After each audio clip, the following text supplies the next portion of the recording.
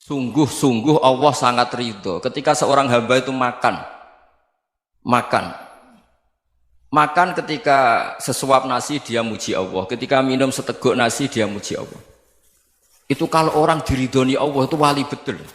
Itu untuk jadi wali itu gampang. Kamu makan ridho, kamu nginjak buminya Allah ridho seneng, kamu hidup keseharian aman seneng. Nah ini supaya sampean kita semua ngaji betapa panduan Rasulullah untuk menggapai ridho Allah itu banyak yang keseharian sekali. Saking kesehariannya banyak dalam hadis dan itu sahih. Nabi menyebut hal-hal yang keseharian. Hatta ma tas'alu fi imra'atika. Kamu punya uang, kemudian istri kamu bisa makan, itu ibadah. Bahkan sebagian ibadah itu dicontohkan Nabi yang akhirnya diprotes sahabat. Yaitu wa fi buti ahadikum sedekah. Kamu menggauli istri kamu itu ya sedekah. Sampai sahabat bilang, yang benar ya Rasulullah. Ayati ahaduna syahwatahu wa huwa lahu ajrun. Masa urusan biologis, urusan syahwat kemudian dia dapat pahala. Nabi menjawab, alai salawadu'aha fi haramin akana alaihi wisrun. Bagaimana kalau dia meletakkan ke yang tidak benar, itu kan dosa. Nah, hal-hal seperti ini yang saya ingin teman-teman semua. Saya juga agak ingin ngaji demi Anda juga agak ingin. Itu dosa sekali ngaji kok, pesanan kelompok tertentu itu enggak boleh. Islam itu untuk semua, jadi ya cuma karena di depan saya jenengan ya seakan-akan jenengan korbannya. Itu ada ilmunya dalam usul fikih itu. Jadi orang itu harus ngaji usul fikih. Nama yang disebut, mungkin Mas Sufyan masih ingat zaman ngaji usul fikih. Nama yang disebut itu tidak jaminan sebagai prioritas perintah. Jadi misalnya gini, kebetulan yang di depan Nabi itu Abu Dzar. Nabi ya bilang, ya Abu Dzarin ini uhibbuka misalnya, atau ya Mu'ad ini muhibbuka, atau ya Abu Hurairah ini uhibbuka misalnya. Banyaklah riwayat yang Nabi nyebut ya Abu Dzarin, ya Mu'ad, ya Abu Hurairah. Kemudian misalnya Nabi meneruskan khitab, ini uhibbuka, saya mencintai kamu, fakul dubur sholatin, atau sebagian riwayat disebut falatadaan la dubura kulli sholatin, Allahumma inni ala dzikrika wa syukrika wa husni ibadatik. Saya mencintai kamu, siapa saja, Mu'ad bisa, Abu Dzar bisa siapa. Saya mencintai kamu, mohon kalau habis sholat kamu jangan lupa wiridan Allahumma inni ala dzikrika wa syukrika wa husni ibadatik. Ya Allah, tolong kami permudah supaya mudah ingat Engkau. Anda tidak bisa mentang-mentang, wong nama saya Parmin, nama saya Purnomo, itu yang diperintahkan Mu'ad misalnya. Jadi yang disebut satu, tapi khitab itu untuk siapa saja. Saya teruskan. Jadi saya mohon semua kita melakukan kebaikan itu, kalau dalam kaidah fikih disebut al-yakin la yuzalu bisyak. Banyak kebaikan yang kebenarannya itu 100%. Tidak punya efek samping ke pihak lain, ke kelompok lain, ke komunitas lain. Itu tadi misalnya Anda makan, dan itu murah sekali, hanya butuh satu piring. Setiap punyaan kamu muji Allah, setiap minum kamu muji Allah. Itu redaksinya Rasulullah SAW disebut, Allah sangat ridho ketika seorang hamba makan, kemudian dia memuji Allah. Atau minum, kemudian dia muji Allah. Logikanya gampang, negara seperti ini yang kamu harapkan bentuknya kayak apa, mertua, ipar, komunitas, tetangga, itu nyata terjadi itu kan belum pasti. Sementara yang mesti terjadi adalah kamu butuh makan, kalau tidak mati. Butuh minum, kalau tidak mati. Butuh bumi yang nyaman ditempati, kalau tidak kita juga mati. Sebab itu Allah kalau menyebut nikmatnya itu hal-hal yang keseharian. Alladzi at'amahum min ju'. Allah itu siapa? Allah itu yang menciptakan kamu bisa makan. Tidak berlebihan, Allah itu yang menciptakan kondisi sosial itu ideal. Zaman Nabi itu ya ada orang munafik. Orang-orang pilihan Allah itu juga diuji orang sekelilingnya yang macam-macam. Semua diuji sesuai konteks zaman dan waktu. Nah, tapi ada ibadah-ibadah yang selalu disarankan Nabi. Sampai Nabi itu pernah ditanya, ayul islami khairun ya Rasulullah, Islam terbaik itu gimana? Jawaban Nabi itu unik. It'amut to'am, Islam terbaik itu ya makan-makan, santai-santai. Ketika Allah menyebut beberapa kebaikan, falak tahamal akobah, wa ma adrokan apa? Mal akobah. Terusannya apa? Fakku rokobah. Terusannya apa? Au it'amun fiyaumin di masubaya. Atau acara makan-makan itu juga Islam. Kenapa? Ya bayangkan kalau tidak ada makanan, kita mati kan? Kondisi sosial tidak ideal itu Anda masih gak apa-apa. Tapi kalau Anda tidak makan, Anda tidak minum, Kamu punya istri cerewet masih bisa hidup, punya mertua cerewet masih bisa hidup. Tapi kalau tidak makan bisa mati. Berarti penting mana istri sama makan? Penting mana? Makan.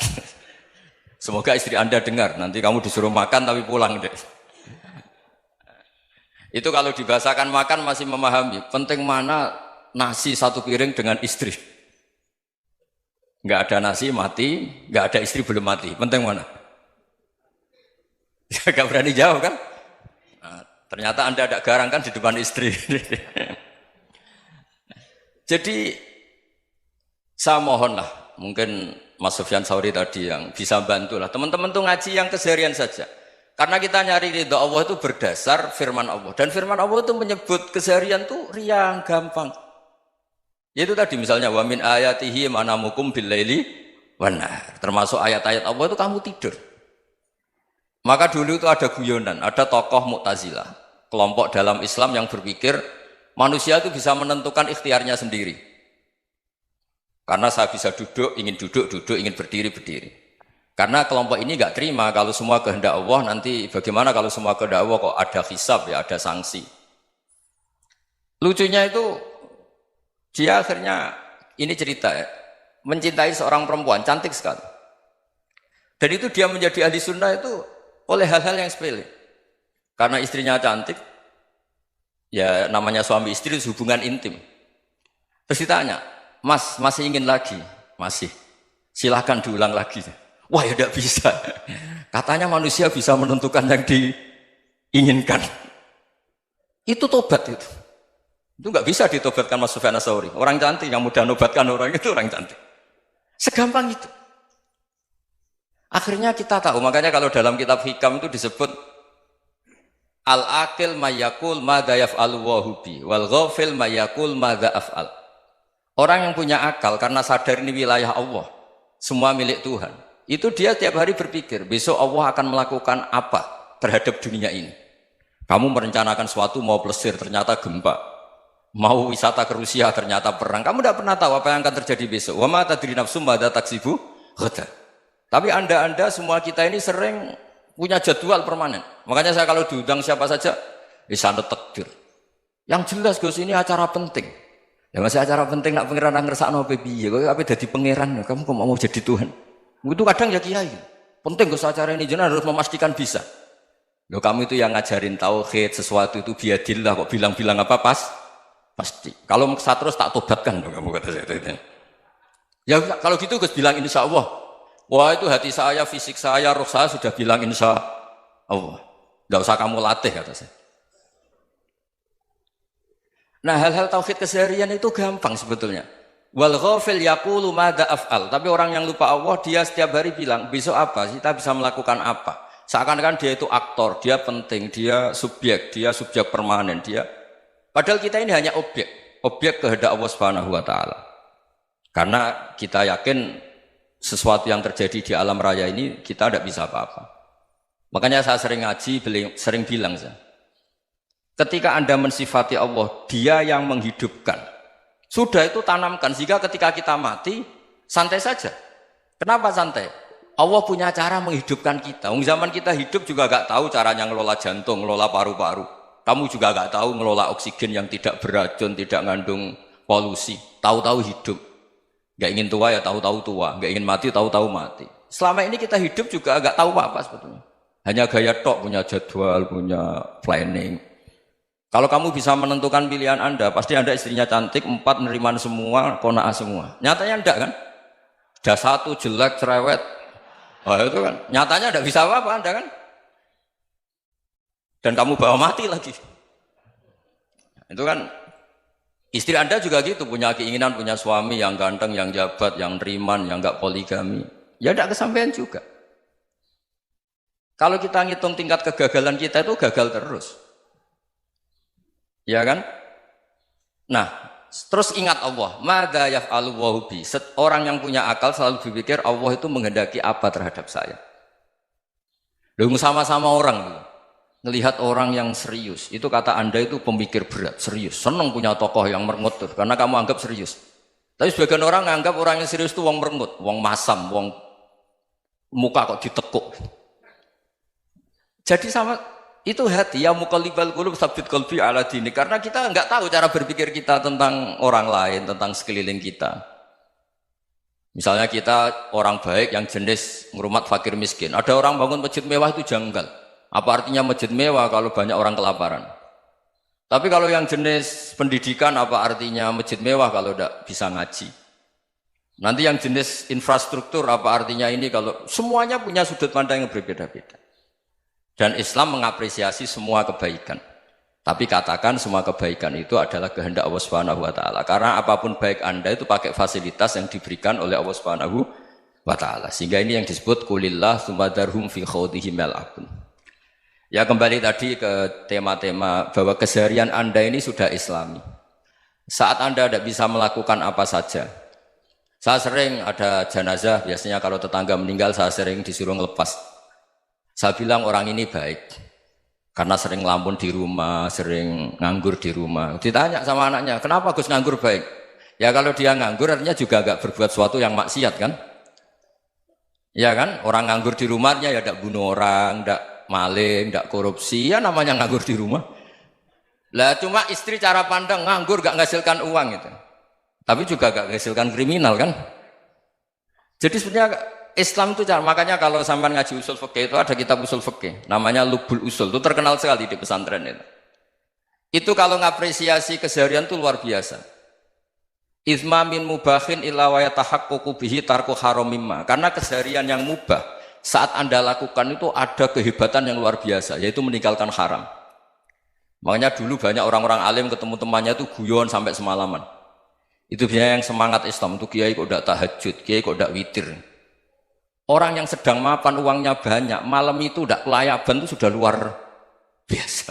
Melawan nafsu supaya tidak maksiat itu sudah luar biasa. Supaya lupa guyon sama temannya semalaman sampai subuh. Gejlok-gejlokan ngenang zaman miskin, zaman kuliah nggak jelas, zaman apa.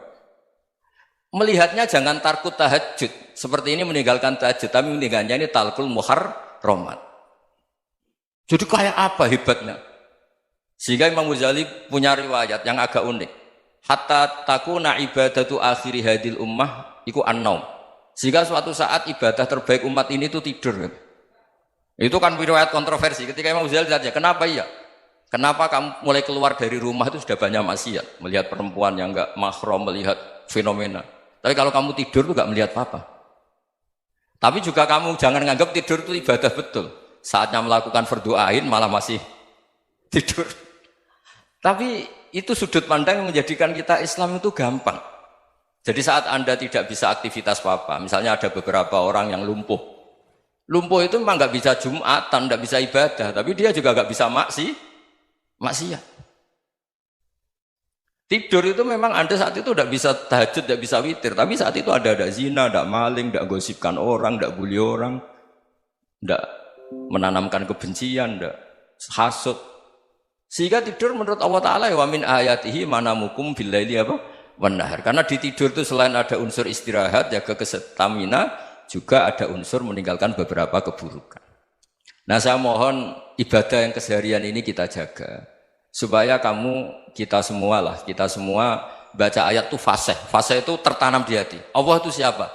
Alladzi at'amahum min ju'i wa amanahum min khauf. Dan Allah kalau cerita di Quran itu anna sababnal ma'a sabba thumma syaqaqnal ardha wa syaqqa fa ambatna fiha habba wa inaba wa qadba wa zaituna wa nakhla wa hadaika hulba. Kamu tahu saya ini siapa kata Allah? Saya ini adalah Tuhan yang menurunkan air, kemudian ada tanaman banyak. Habba wa inaba wa qadba, ada zaitun, ada tin, kalau orang Jawa mungkin ada tela, ada padi, ada mangga, ada pisang. Sudah. Wa inaba wa zaituna wa nakhla wa hadaika hulba, ada perkebunan yang lebat. Tujuannya apa? Mata Allahkum, silahkan kamu pakai, kamu nikmati. Tapi karena kadang kita ini punya ide-ide besar. Tadi untuk syukur saja nunggu punya istri riman, rumah baik, tetangga baik, komunitas baik, semuanya baik baru syukur. Lama-lama nanti ada di surga, syukurnya nunggu surga paling kelas A. Itu sudah ada yang menghuni Rasulullah, kamu nggak boleh di situ. Masa untuk syukur saja? Repotnya Masya Allah. Jadi mohonlah Quran yang kalau Anda hafalkan juz sama itu kan ada ayat-ayat yang kayak tadi. Ya, fal yang dzuril insanu ila ta'ami. Coba lihat, Apa yang kamu makan ya? Dari mana?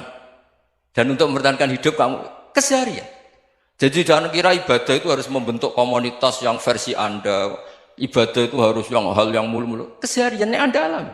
Loh ini saya tidak bikin-bikin. Saya ngaji bukan karena berdasar pesanan. Itu ayat yang saya baca kan betul ada ayatnya kan. Fal yang dzuril insanu ila tu'ami anna sababnal ma'a sabba thumma syaqqaqnal ardo syaqqa fa ambasna fiha habba wa inaba wa qadba wa zaituna wa nakhla wa hadaiqa ghulba. Terusannya apa? Mata'al lakum, silakan kamu nikmati. Mata itu silakan kamu nikmati. Ya kayak sampean dikasih hidangan ya makan. Ya sudah makan. Habis makan ya minum. Habis itu ngantuk ya tidur. Ya sudah normal-normal saja. Kayak apa indahnya Islam. Tapi Anda mencari Islam yang gimana lagi? Nah itu yang diajarkan guru-guru kita, diajarkan sanad kita sampai Wali Songo, sampai Rasulullah SAW. Bahwa pada akhirnya ada jihad, ada perang. Itu dulu memang perang, bukan membunuh. Beda. Dulu kita dijajah Belanda ya perang, dan itu normal karena kita dijajah. Jadi ketika orang lain ingin baik sama kita, wa in ahadum minal musyrikin astajaroka ya fa'jirhu hatta yasma'a kalam Allah. Kalau mereka ingin baik ya kita baik. Makanya ada istilah musta'man, mu'ahad. Kalau mereka ingin damai, berdampingan dengan kemajmukan ya itu yang lebih baik. Karena memang Islam menghormati proses perdamaian. Wa in janahu lis-salmi ya fajnah lah. Kalau ingin damai ya kita harus damai.